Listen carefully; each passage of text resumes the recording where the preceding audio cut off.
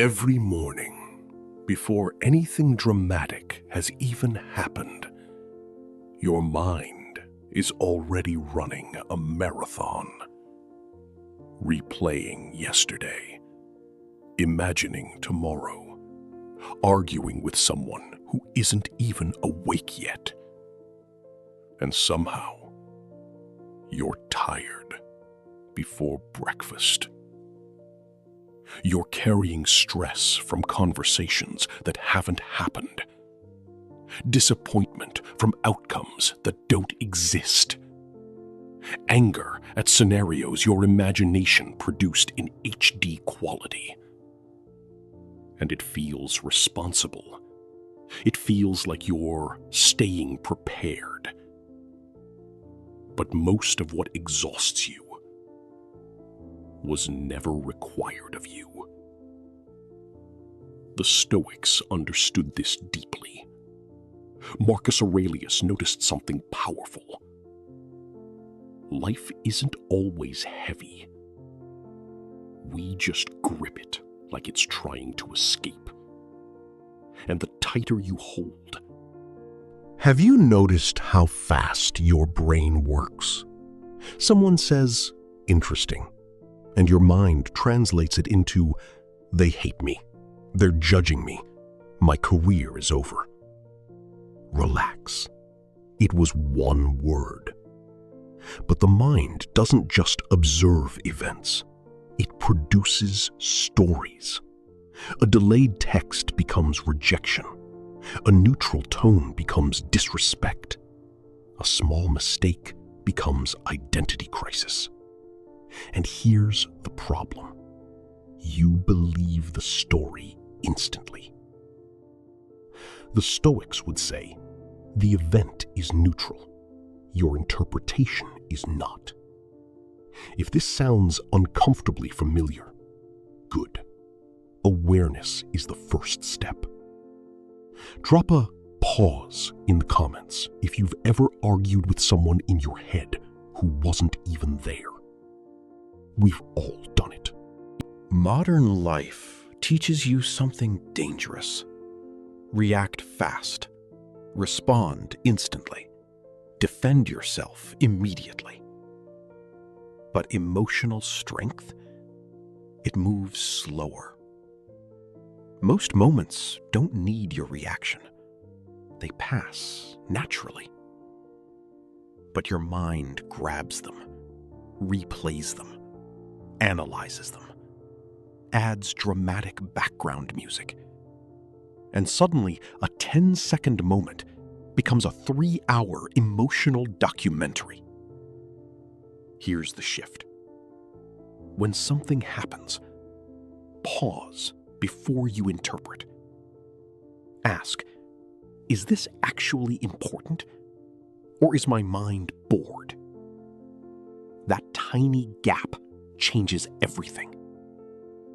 And by the way, if you're still watching, that already tells me you want control, not chaos. Imagine holding something fragile. Your instinct? Squeeze tighter.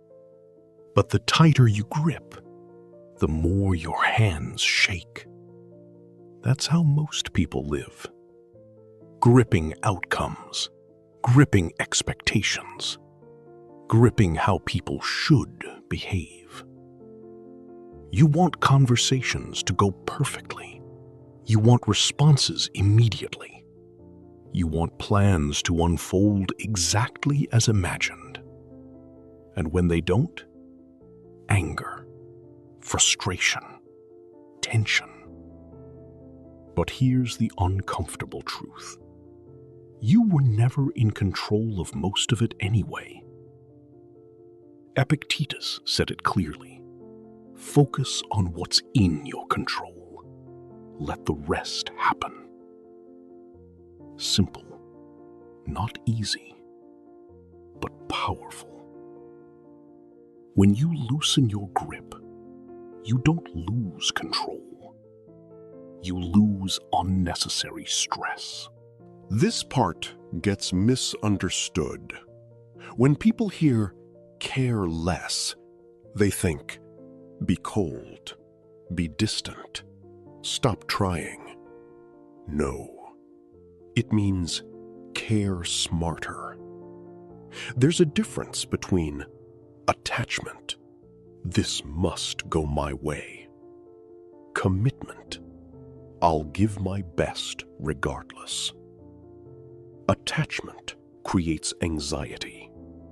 Commitment creates strength. When you stop tying your worth to outcomes, your actions improve. You work better. You love better. You live lighter. And if that idea just clicked for you, stay until the end, because it gets even better. Your mind thinks it's your bodyguard. It scans for threats, prepares for worst-case scenarios, rehearses arguments in advance. It says, I'm protecting you. But most of what it prepares you for never happens. Seneca said, we suffer more in imagination than in reality. And honestly, that line alone can change your life. Think about it. How many times did you stress over something and it turned out fine? Or didn't happen at all? Your mind isn't evil. It's just dramatic. The moment you notice when thinking becomes repetitive instead of useful, you reclaim energy. And energy is peace. This one is huge. Someone's in a bad mood. You think it's about you. Someone responds late. You think they're losing interest. Someone criticizes something. You think they're attacking your identity. But here's reality. Most people are busy dealing with their own chaos, their stress, their fears, their distractions. And yet you absorb it like it was addressed to your soul. Marcus Aurelius reminded himself, if you are distressed by something external, it's your judgment of it causing the pain. That doesn't mean ignore disrespect. It means filter before absorbing. Not everything belongs to you.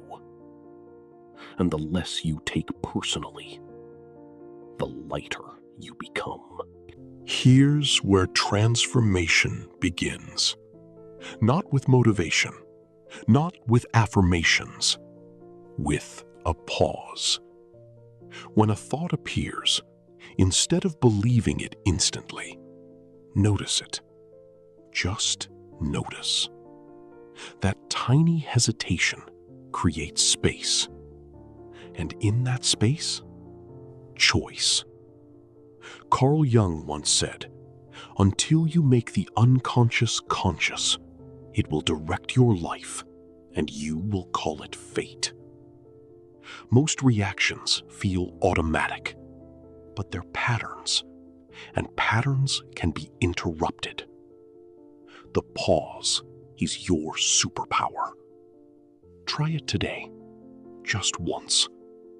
Watch how different you feel. When you stop trying to control everything, it feels risky, like you're stepping into uncertainty. But here's the irony. You were already in uncertainty. You just pretended you weren't. Control gives the illusion of safety. Acceptance gives actual stability. The first few times you loosen your grip, you'll feel exposed. Stay with it. Soon you'll realize you're not losing control. You're gaining peace. You don't need to win every argument. correct every misunderstanding, defend every opinion. There is strength in restraint. There is power in not reacting. There is maturity in choosing calm over ego. And here's something most people never realize. When you stop reacting emotionally, people stop trying to provoke you because there's no reward.